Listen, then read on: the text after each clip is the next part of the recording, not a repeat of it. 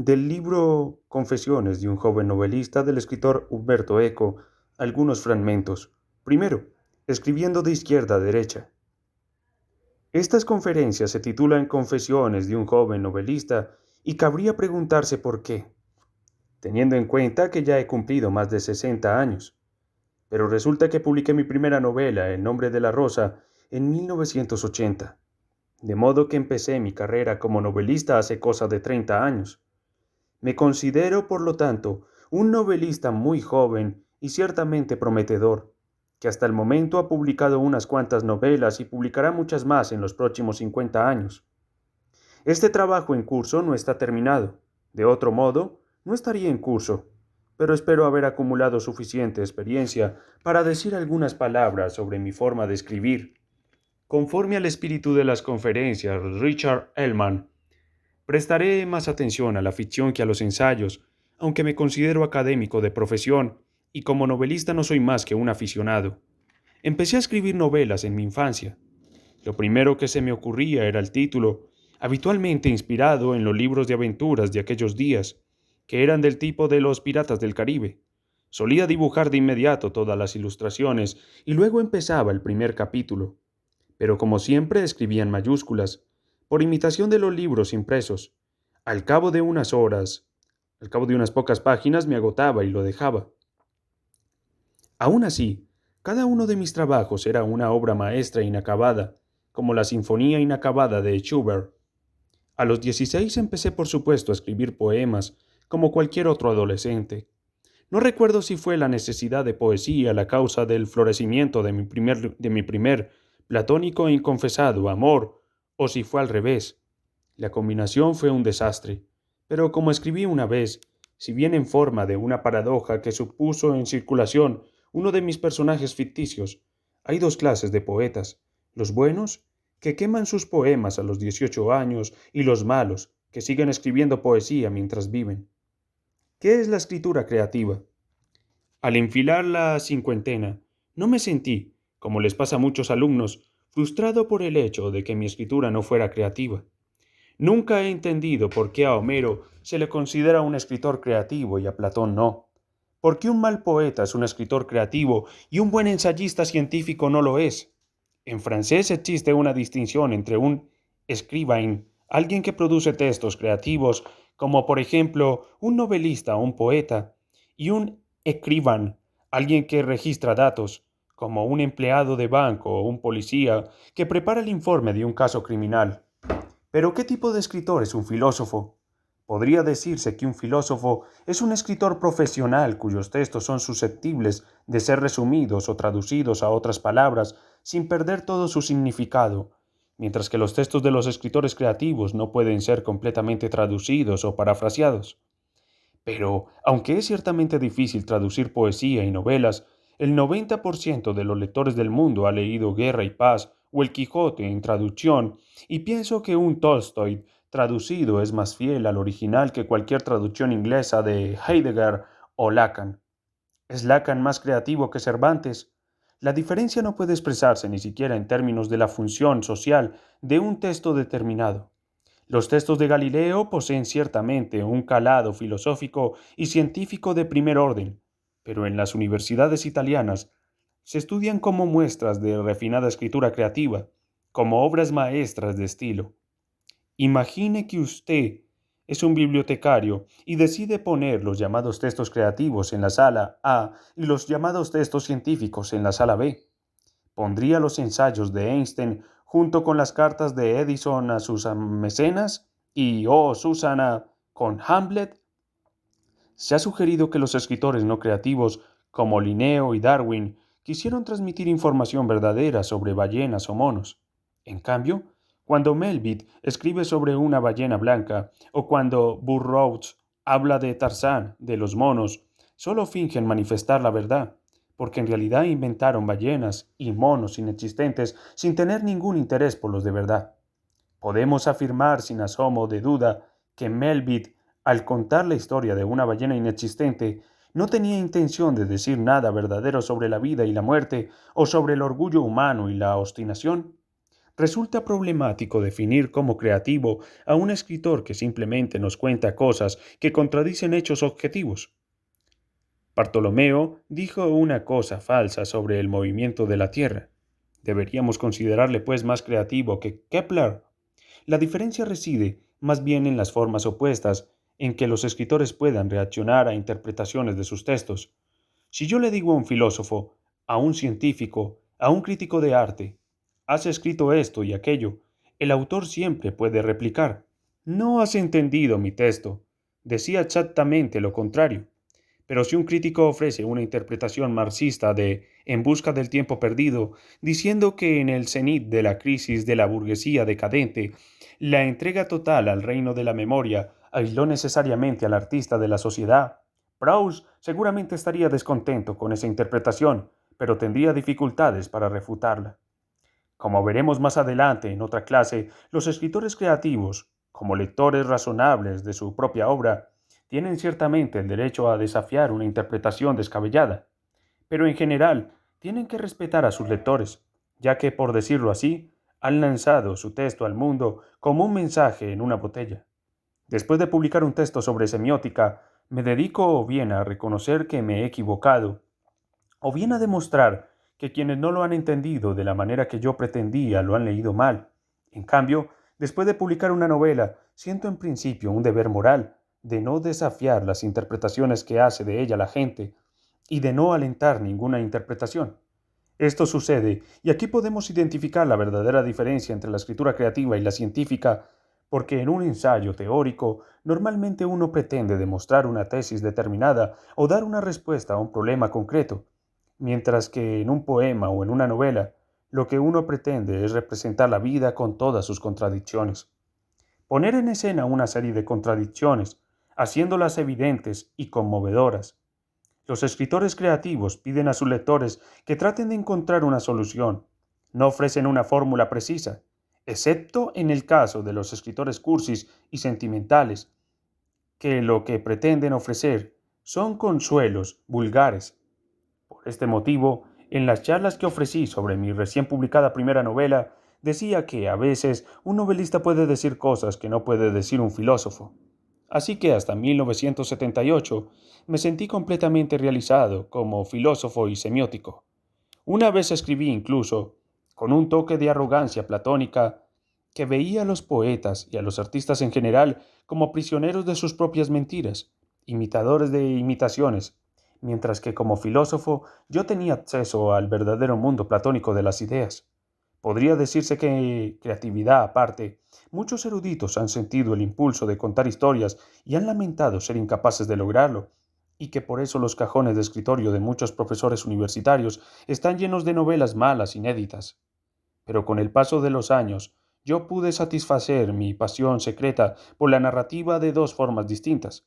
Primero, recurriendo a la narrativa oral, contando cuentos a mis hijos, de forma que me quedé desorientado cuando crecieron y pasaron de los cuentos de hadas a la música rock.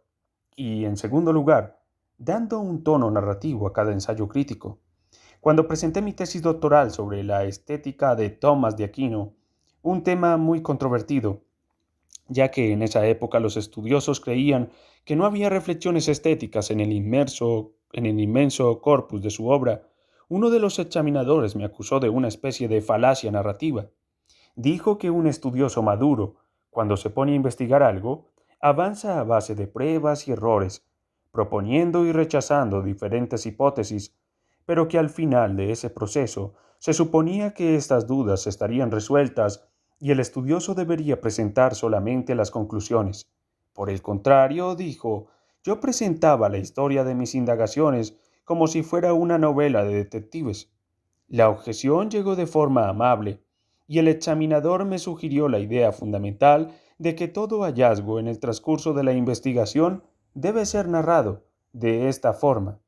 Todo libro científico debe ser una especie de historia policíaca, el relato de la búsqueda de algún santo grial. Y creo que eso es lo que he hecho desde entonces en todas mis obras académicas. Érase una vez, A principios de 1978, una amiga mía que trabajaba para un pequeño editor me dijo que estaba pidiendo a autores sin experiencia en la novela, filósofos, sociólogos, politólogos, etcétera, que escribieran un relato breve de detectives. Por las razones que acabo de mencionar, respondí que no me interesaba la escritura creativa y que estaba seguro de ser absolutamente incapaz de escribir buenos diálogos. Concluí diciendo, no sé por qué, provocativamente, que si tuviera que escribir una novela negra, ésta tendría por lo menos 500 páginas y estaría ambientada en un monasterio medieval. Mi amiga dijo que no estaba tratando de pescar novelas torpes hechas para ganar dinero, y así terminó nuestro encuentro. En cuanto volví a casa, me puse a fisgar en los cajones de mi escritorio y recuperé unos garabatos del año anterior, una hoja de papel en la que había apuntado varios nombres de monjes. Eso significaba que en el recodo más secreto de mi alma había estado creciendo la idea de una novela sin ser yo consciente de ello. En ese momento se me ocurrió que estaría bien envenenar a un monje durante su lectura de un libro misterioso. Y eso fue todo. Empecé a escribir el nombre de la rosa. Una vez publicado el libro, la gente me preguntaba a menudo por qué había decidido escribir una novela, y las razones que escribí, que variaban según mi humor, eran todas probablemente ciertas, es decir, eran todas falsas. Comprendí que la única respuesta correcta era que en un determinado momento de mi vida sentí la urgencia de hacerlo, y creo que esa es una explicación suficiente y razonable. ¿Cómo escribir? Cuando los entrevistadores me preguntan, ¿cómo ha escrito usted sus novelas? Suelo cortar en seco esta línea de interrogatorio respondiendo, de izquierda a derecha. Creo que no es una respuesta satisfactoria y que puede provocar cierto estupor en los países árabes y en Israel. Ahora tengo tiempo para dar una respuesta más detallada. En el transcurso de la escritura de mi primera novela aprendí varias cosas. En primer lugar, que inspiración es una mala palabra que los autores tramposos utilizan para parecer intelectualmente respetables. Como dice el viejo refrán, el genio es en un 10% inspiración y en un 90% transpiración. Dicen que el poeta francés Lamartine describía a menudo las circunstancias en las que escribió uno de sus mejores poemas. Aseguró que le había llegado completamente compuesto en una súbita iluminación, una noche que paseaba por el bosque. Después de su muerte, encontraron en su estudio un impresionante número de versiones de ese poema que había estado escribiendo y reescribiendo a lo largo de los años.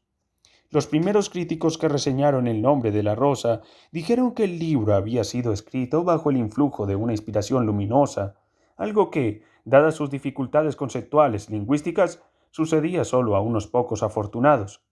Cuando el libro alcanzó un éxito notable, vendiéndose millones de copias, los mismos críticos escribieron que no cabía duda de que yo, para confeccionar un éxito de ventas tan popular y entretenido, había seguido al pie de la letra una receta secreta. Más tarde, dijeron que la clave del éxito del libro era un programa informático, olvidando que los primeros ordenadores personales con programas aptos para redactar textos no aparecieron hasta principios de los años 80, cuando mi novela ya estaba en la imprenta. En 1978-1979, lo único que se podía encontrar, incluso en Estados Unidos, eran esos pequeños ordenadores baratos fabricados por Tandy, que nadie hubiera usado jamás para escribir más que una carta. Algún tiempo después, algo alterado por semejantes acusaciones informáticas, formulé la auténtica receta para escribir un éxito de ventas por ordenador. En primer lugar, obviamente, necesita usted un ordenador, que es una máquina inteligente que piensa por usted. Eso sería una gran ventaja para mucha gente. Todo lo que necesita es un programa de unas pocas líneas. Hasta un niño podría hacerlo. Luego hay que meter en el ordenador el contenido de unas 100 novelas, obras científicas, la Biblia, el Corán y un puñado de listines telefónicos muy útiles para encontrar nombres de personajes. Digamos unas 120.000 páginas. Después de eso, usando otro programa, hay que aleatorizarlo todo. En otras palabras, mezclar todos esos textos, ajustados un poco, por ejemplo, eliminando todas las es, para conseguir no solo una novela, sino ya una especie de lipograma de Peret. En ese momento, pulse imprimir, y puesto que usted ha eliminado todas las es, salen algo menos de 120.000 páginas. Tras leerlas cuidadosamente varias veces, subrayando los pasajes más significativos, llévelas a una incineradora. Entonces, simplemente siéntese bajo un árbol con una hoja de papel carbón y otra de buen papel de dibujar, y dejando fluir sus pensamientos, escriba 2 líneas. Por ejemplo, la luna está alta en el cielo, el bosque cruje. A lo mejor lo que sale al principio no es una novela, sino más bien un haiku japonés. Pero lo importante es empezar. Hablando de inspiración lenta, el nombre de la rosa la escribí en solo 2 años, por la sencilla razón de que no tuve que investigar nada sobre la Edad Media. Como he dicho, mi tesis doctoral versaba sobre estética medieval, y después de presentarla seguí estudiando la Edad Media.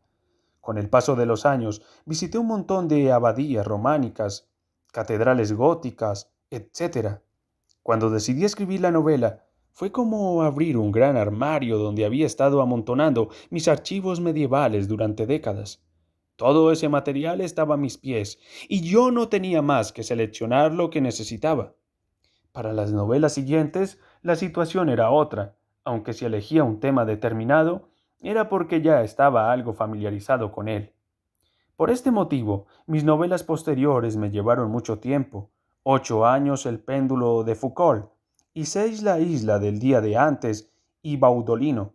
Dediqué solo 4 a La misteriosa llama de la reina Loana, porque trata de mis lecturas como niño en los años 30 y 40 y pude utilizar un montón de material viejo que tenía en casa, como tiras de cómic, grabaciones, revistas y diarios.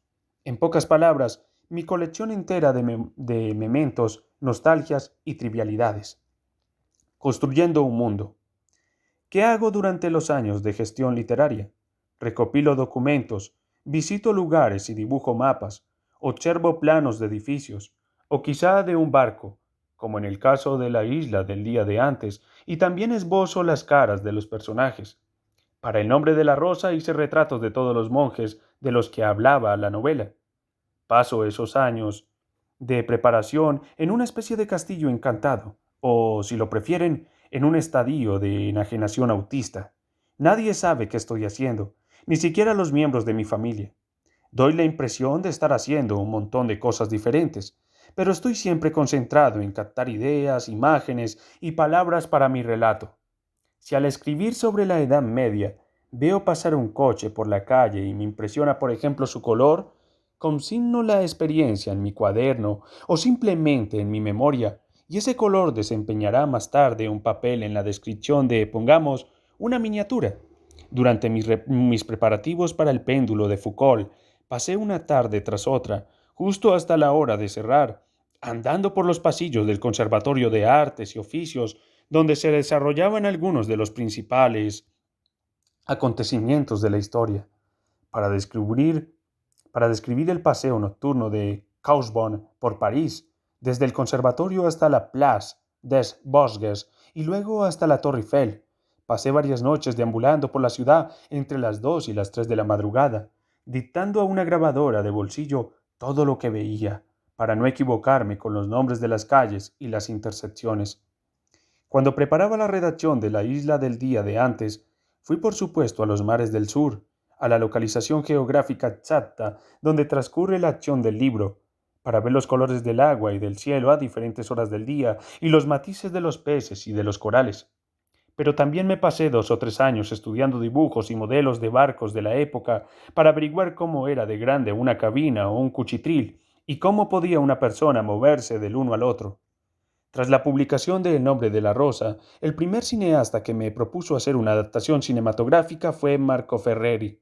Me dijo: «Tu libro parece concebido especialmente para un guión de cine, ya que los diálogos tienen la longitud adecuada». Al principio, no entendí por qué. Luego, recordé que antes de ponerme a escribir, había dibujado centenares de laberintos y planos de abadías, de modo que sabía cuánto tardarían 2 personajes en ir de un sitio a otro, conversando como lo hacían. Así que el diseño de mi mundo ficticio es lo que dictaba la longitud de los diálogos. De esta manera, aprendí que una novela no es solamente un fenómeno lingüístico. En poesía, Las palabras son diferentes de traducir porque lo que cuenta es su sonido, así como sus significados deliberadamente múltiples, y es la elección de las palabras lo que determina el contenido. En narrativa encontramos la situación opuesta. Es el universo que ha construido el autor lo que dicta el ritmo, el estilo e incluso la elección de las palabras. La narrativa está gobernada por la norma latina rem tenet, verbat sequentur. Si dominas el tema, las palabras vendrán solas.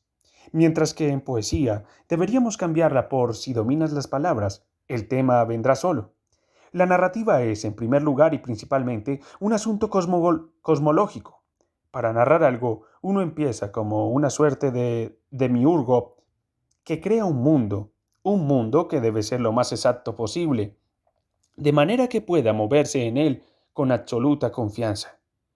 Sigo esta regla con tal rigor que, por ejemplo, cuando digo en el péndulo de Foucault que las editoriales Manusio y Garamond están en dos edificios adyacentes, entre los cuales se han construido un pasaje, me pasé mucho tiempo dibujando varios planos e imaginándome el aspecto de ese pasaje y si debía tener algunos escalones para compensar la diferencia de altura entre los edificios.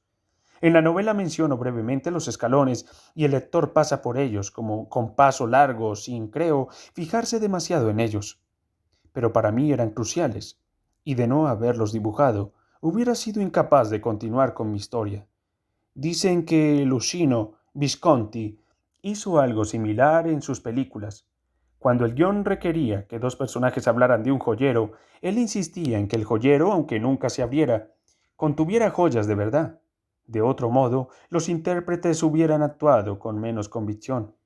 No doy por sentado que los lectores del péndulo de Foucault conocen el trazado exacto de las oficinas de los editoriales, aunque la estructura del mundo de una novela, el escenario para los acontecimientos y los personajes de la historia es fundamental para el escritor, a menudo puede permanecer imprecisa para el lector.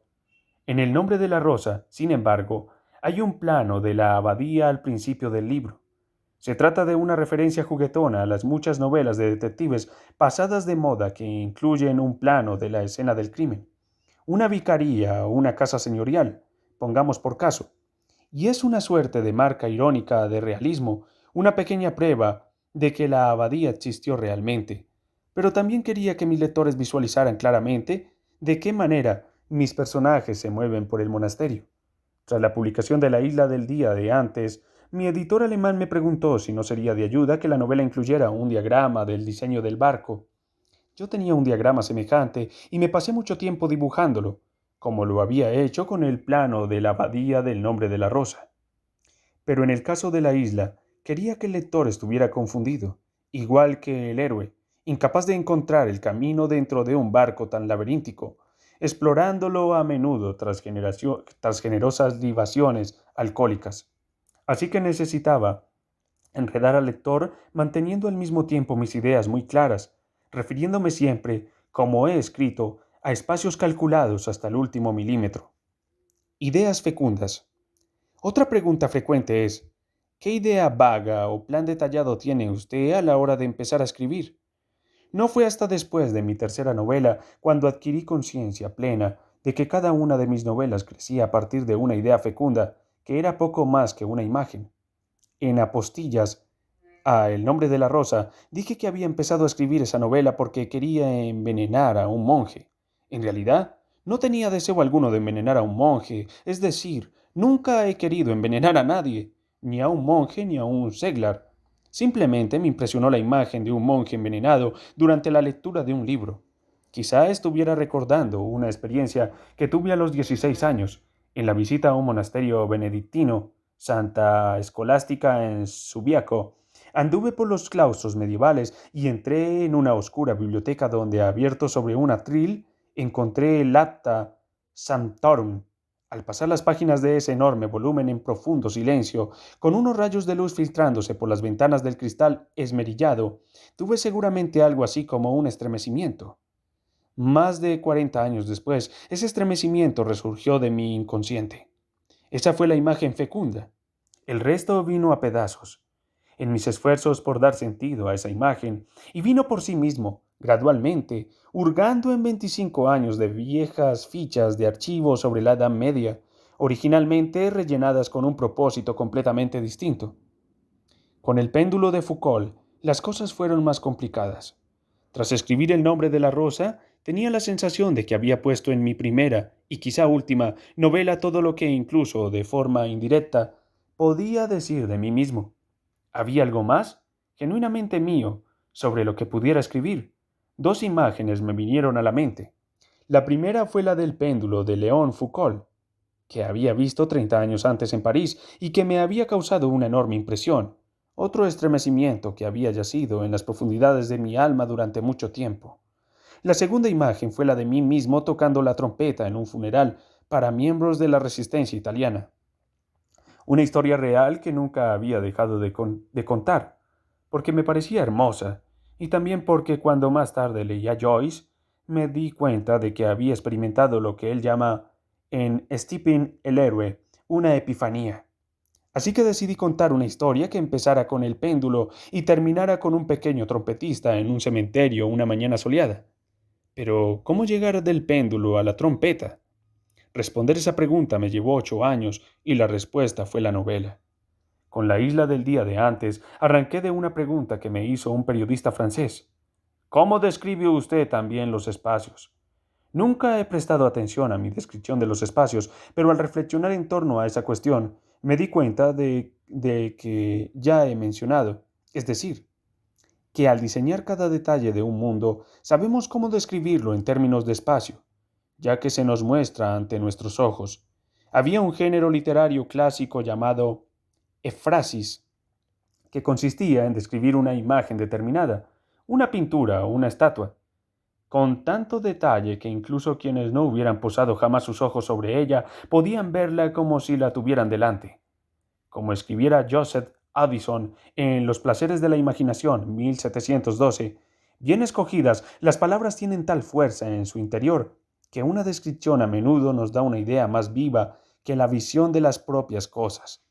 Se dice que cuando el Laocoonte fue descubierto en Roma en 1506, la gente lo reconoció como aquella famosa estatua griega por la descripción verbal facilitada por Plinio el Viejo en su Naturalis Historia. De modo que, ¿por qué no contar una historia en la que el espacio desempeñara un papel importante? Además, me dije, en mis dos primeras novelas hablé demasiado de monasterios y museos, es decir, de espacios culturales cerrados. Debería tratar de escribir sobre espacios abiertos, naturales, y cómo podía llenar una novela de enormes espacios, naturaleza y nada más, pues situando a mi héroe en una isla desierta. Al mismo tiempo, estaba fascinado por uno de esos relojes mundiales que dan la hora en todas partes del mundo y despliegan una marca indicando la línea internacional de cambio de fecha en el meridiano 180. Todo el mundo sabe que esa línea existe, porque todo el mundo ha leído La Vuelta al Mundo en 80 días de Jules Verne, pero no pensamos a menudo en ello. Pues bien, mi protagonista tenía que estar al oeste de esa línea y ver una isla al este, donde el día era el anterior. No podía aparecer como náufrago en la propia isla, sino que tenía que haber sido abandonado en un punto en el que la isla estuviera al alcance de su vista. Pero no podía nadar, de forma que se vería forzado a quedarse contemplando esa isla distante de él en el tiempo y en el espacio. Mi reloj señaló que uno de esos puntos fatídicos estaba en las islas Aleutianas, pero no sabía cómo arreglármelas para dejar atascado allí a un personaje. Podía hacer naufragar a mi héroe cerca de una plataforma petrolífera. Antes he dicho que cuando escribo sobre un lugar determinado necesito estar allí, y la idea de irme a una región helada como las Aleutianas no me atraía en absoluto. Pero al continuar hojeando mi atlas, descubrí que la línea de cambio de fecha también pasaba por el archipiélago de Fiji. Las islas del Pacífico Meridional tenían ricas asociaciones con Robert Louis Stevenson. Muchas de esas tierras habían dejado de ser ignotas para los europeos en el siglo XVII. Yo conocía bastante bien la cultura barroca, los días de los Tres Mosqueteros y el cardenal Richelieu. Solo tenía que empezar, y entonces la novela andaría con sus propios pies. Una vez que un autor ha diseñado un mundo narrativo concreto, las palabras llegan y serán las que requiera ese mundo en particular. Por este motivo, el estilo que usé en El nombre de la rosa fue el de un cronista medieval, preciso, ingenuo, plano cuando era necesario. Un humilde monje del siglo XIV no escribe como Joyce, ni recuerda cosas como Proust. Además, como yo estaba transcribiendo supuestamente una traducción del siglo XIX de un texto medieval, el modelo estilístico solo era indiscretamente el latín de los cronistas medievales de la época. El modelo más inmediato era el estilo de sus traductores modernos. En el caso del péndulo de Foucault, una pluralidad de lenguajes debía converger en una sola obra. El lenguaje educado y arcaizante de Agliet, la retórica fascista pseudo-danusiana de Ardenti, el desencanto e irónicamente literario lenguaje de los documentos secretos de Belbo, verdaderamente posmodernos en su frenético uso de citas literarias, el estilo cursi de Garamond y los obscenos diálogos de los tres editores en el transcurso de sus irresponsables fantasías, mezclando referencias aprendidas con petulantes juegos de palabras. Esos saltos de registro no dependían de una simple elección estética, sino que venían dados por la naturaleza del mundo en que los acontecimientos tenían lugar y por la psicología de los personajes. En la isla del día de antes, el periodo cultural fue el factor determinante. Influyó no solamente en el estilo, sino ya en la estructura misma de los diálogos en curso entre narrador y personaje, mientras el lector se ve continuamente atraído como un testigo y un cómplice en esa disputa. Esa clase de lección metanarrativa resultaba del hecho de que mis personajes se suponía que debían de hablar en un lenguaje barroco, aunque yo mismo no pudiera. Así que debía tener un narrador con múltiples registros y funciones. A veces se irrita por los excesos verbales de sus personajes y otras es él la víctima de ellos, y también hay otras veces que atempera esos excesos disculpándose ante el lector. Hasta ahora he dicho que, primero, mi punto de partida es una idea fecunda o una imagen, y segundo, que la construcción del mundo narrativo marca el estilo de la novela. Mi cuarto proyecto de ficción, Baudolino, contradice esos dos principios en cuanto a la idea fecunda. Durante por lo menos 2 años tuve varias, y si hay demasiadas ideas fecundas, es señal de que no son fecundas. En un momento determinado decidí que mi protagonista sería un chico nacido en Alejandría, mi ciudad natal, fundada en el siglo VII y cercada por Federico Barbarroja. Además, quise que mi Baudolino fuera el hijo del legendario Gagliaudo, quien, cuando Federico Barbarroja estaba a punto de conquistar la ciudad, se lo impidió gracias a un malicioso truco, una mentira, un fraude. Y si quieren saber qué era, lean el libro. Baudolino fue una buena oportunidad de volver a mi querida Edad Media, a mis raíces personales, a mi fascinación por los farsantes. Pero eso no era suficiente. No sabía cómo empezar, qué tipo de estilo usar, ni quién era mi héroe real. Reflexioné sobre el hecho de que en esos días, en mi región natal, la gente ya no hablaba latín, sino que usaba nuevos dialectos que en ciertos aspectos se parecían a la lengua italiana de hoy, que estaba entonces en pañales. Pero no tenemos registros del dialecto hablado durante esos años en el noreste de Italia. Así que me tomé la libertad de inventarme un idioma popular, una hipotética lengua francesa, franca del Valle del Po en el siglo VII, y creo que funcionó bastante bien, ya que un amigo mío que da un curso de historia de la lengua italiana me dijo que, aunque nadie podía confirmar ni desafiar mi invento, el lenguaje de Baudolino no era improbable.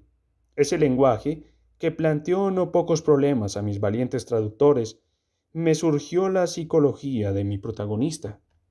Me sugirió la psicología de mi protagonista, Baudolino, y convirtió mi cuarta novela en un contrapunto picaresco a El nombre de la rosa.